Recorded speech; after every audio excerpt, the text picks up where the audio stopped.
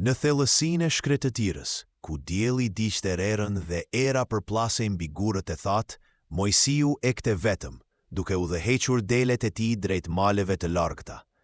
Heshtja ishte e plotë, sikur e gjithë bota kishte ndalur frymëmarrjen. Ai ishte një burr që kishte njohur dhimbjen, mërgimin dhe heshtjen e Zotit. Por në atë ditë të shenjtë, diçka ndodhi. Një dritë e papritur shpërtheu nga një kaqube që digjej, por nuk konsumohej. Mojsiu ndaloi. Syti u mbushën me frikë dhe nderim. Ai dëgjoi një zë që se kishte dëgjuar kurrë më parë, një zë që dridhte ajrin. Mojsi, Mojsi, dhe ai u përgjigj me dridhje, ja ku jam. Nga mesi i dritës që vinte prej zjarrit, Mojsiu dëgjoi fjalët që i përvëllonin shpirtin. Mos afro më, hiqi sandalet, sepse vendi ku qëndron është tokë e shenjtë.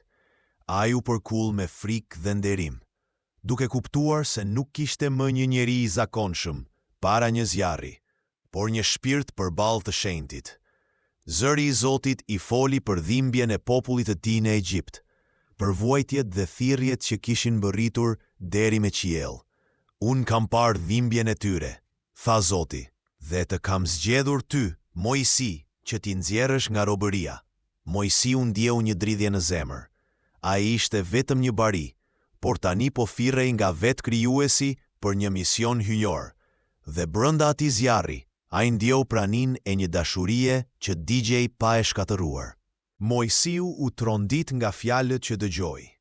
Ai nuk mund ta besonte se Zoti po e thërriste atë, një njeri i thjesht, pa forcë, pa goksim.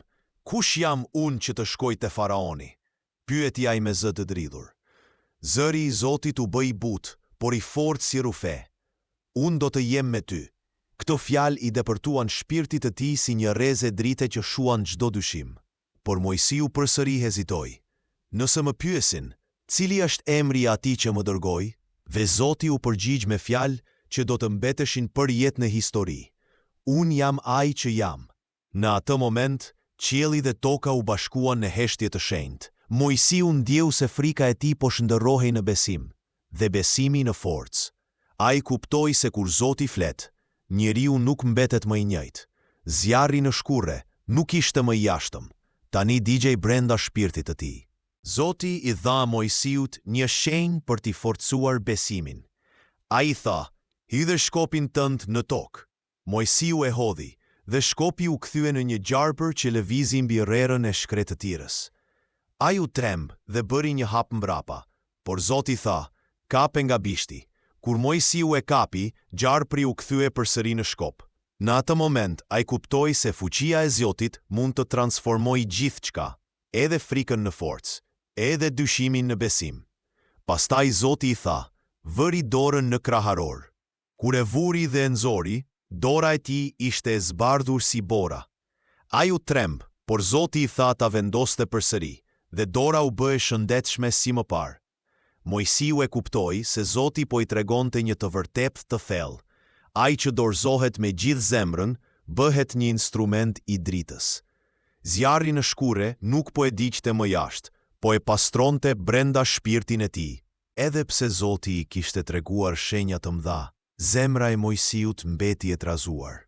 Ai tha me zë të dridhur, o Zot, unë nuk jam i aftë të flas. Gjuha ime është e ngathët dhe fjalët më mungojnë. Por Zoti i tha, kush i dha njeriut gojë? Kush e bën të shurdhër apo të shoh? A nuk jam unë, Zoti? Shko, dhe unë do t'jem me gojën tënde, do të të mësoj çfarë të thuash. Fjalët e Zotit të mbuluan si një dritë që hyn në shpirtin e lodhur. Me gifat, Mojsiu përsëri u përkull dhe tha, dërgo dik tjetër, o Zot. Atëherë Zoti ju përgjigj me butësi, por edhe me forcë. Vëllai yt Aaroni do të jetë goja jote. Ai do të flasë për ty, dhe ju të dy do të jeni si një zë i vetëm. Në atë çast Mojsiu kuptoi se nuk kërkohej për sosmëri, vetëm zemër e përullur dhe besim i vërtet. Pas zërit të Zotit, Mojsiu mori shkopin e tij të shenjtë dhe u nis drejt Egjiptit. Çdo hap në shkretëtir dukej si një provë besimi. Era e ngzjehti frynte në fytyrë, por zemra e tij tashmë digjej nga një zjarr i brendshëm, flaka e thirrjes hynore. Në mendjen e tij, Mojsiu kujtonte fjalët e Zotit, mos ki frikë, sepse unë jam me ty. Këto fjalë ishin si ujë për shpirtin e etur. Në rrugë, ai u takua me Aaronin, vllajën e tij. Të dy u përqafuan si vëllezër të humbur që gjetën sërish qëllimin e tyre. Aaroni dëgjoi gjithçka që Zoti i kishte thënë Mojsiut dhe u përul para planit të shenjtë. Së bashku ata pan horizontin e largët të Egjiptit. Një tokë plot mister, por edhe dhimbje. Në heshtje, Mojsiu tha: Zoti na ka zgjedhur jo për lavdi, por për liri. Në atë çast, shkretëtira u mbush me një dritë të artë që dukej sikur vete qielli po i bekonte. Mojsiu dhe Aaroni hynë në pallatin e faraonit, ku muret ishin të mbulluara me arë dhe simbole të perëndive të rreme. Zemra e Mojsiut rrifte fort, por zëri i Zotit brenda tij i thoshte: Mos u frikso nga fuqia e njeriut. Faraoni i ulu rëbifronin e tij të lartë, qeshi me përbuzje kur dëgjoi kërkesën: Lëre popullin tim të shkoj. Ai tha me krenari: Kush është Zoti juaj që unë t'i bindem? Mojsiu ngriti shkopin e tij dhe toka u drodh. Shkopi u kthye në gjarpër dhe u mbështoll rreth shenjave të pushtetit të faraonit, si një shenjë e qartë e fuqisë hyjnore. Faraoni u trondit, por zemra e tij mbeti fort siguri. Mojsiu e kuptoi se rruga për liri do të ishte e gjatë, plot sprova dhe mrekulli. Në sytë e tij ndriçonte një dritë e vendosmërisë. Zoti ishte me të, dhe asnjë front toksor nuk mund ta ndalte planin hyjnor. Pas përbuzjes së faraonit, Zoti i tha Mojsiut: Ngri shkopin tënd mbi ujërat e Nilit dhe do të shohin se kush është Perëndia i vërtet. Mojsiu doli para lumit të madh dhe me një lëvizje të shenjtë preku ujin me shkopin e tij. Pa pritur, lumi u kthye në gjak. Peshqit u ngritën pa jetë dhe era u mbush me një aromë rënd që mbuloi gjithë Egjiptin. Faraoni pa gjithçka, por zemra e tij nuk u zbut. Ai tha: Këto janë magji të njerëzve. Zoti dërgoi bretkosa që mbuluan pallatet, mizat që pushtuan tokën dhe sëmundje që prekën bagëtin. Megjithatë, populli i Izraelit mbeti i paprekur, një dëshmi e mbrojtjes hyjnore.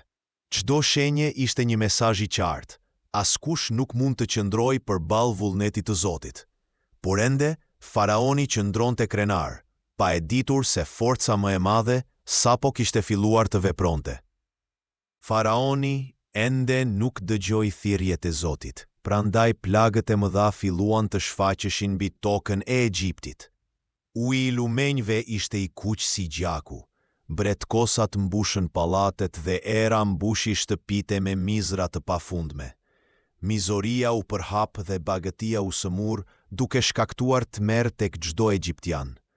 Por populli i Izraelit qëndroi pa prekur, duke ndjer mbrojtjen hyjnore. Mojsiu eci mes këtyre plagëve me besim të palëkundur. Ai shikonte fytyrat e frikësuara të faraonit, i cili përkundër çdo shenje nuk e lejonte popullin të largohej. Çdo plag ishte një thirrje për zemrën e akullt. Njeriu nuk mund të sfidojë Zotin.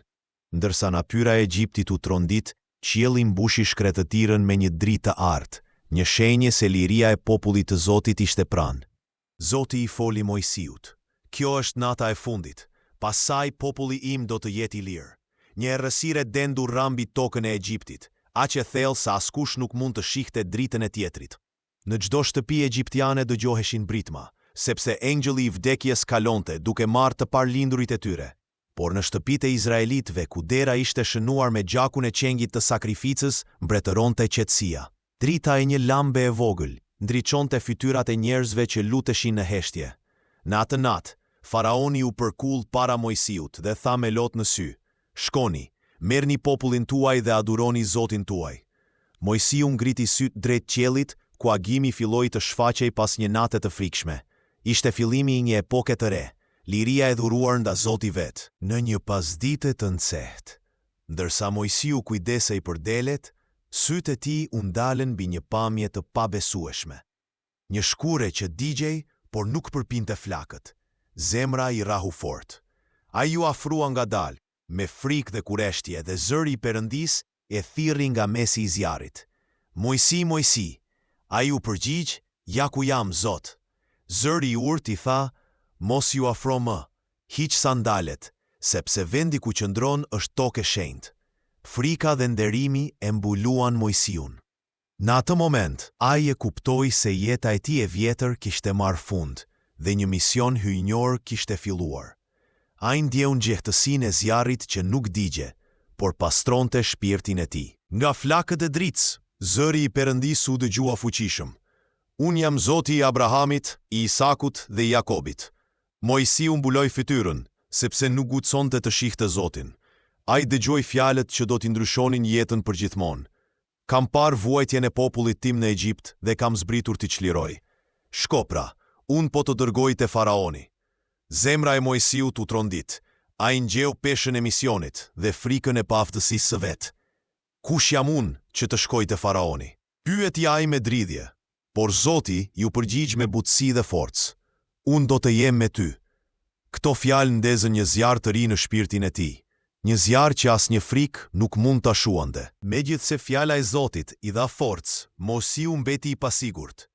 Zoti im, tha ai me zë të dridhur, nuk jam njeri që di të flas mirë, që nga dje e deri më sot. Gjuha ime është e ngadalt. Ai kishte frikë se do dështonte para faraonit, se populli nuk do ta besonte. Por zëri hyjnor ju përgjigj me autoritet. Kush i ka dhënë njeriut gojen? A nuk jam unë, Zoti? Shko pra, unë do t'jem me gojen tënde dhe do të mësoj që të thuash. Mojsiu ndjeu për herë të parë një paqe të thellë. Ai e kuptoi se misioni nuk varri nga aftësitë e tij, por nga fuqia e atij që e dërgonte. Flaka në shkurre vazhdoi të digjej, duke ndriçuar rrugën e destinacionit të tij hyjnor.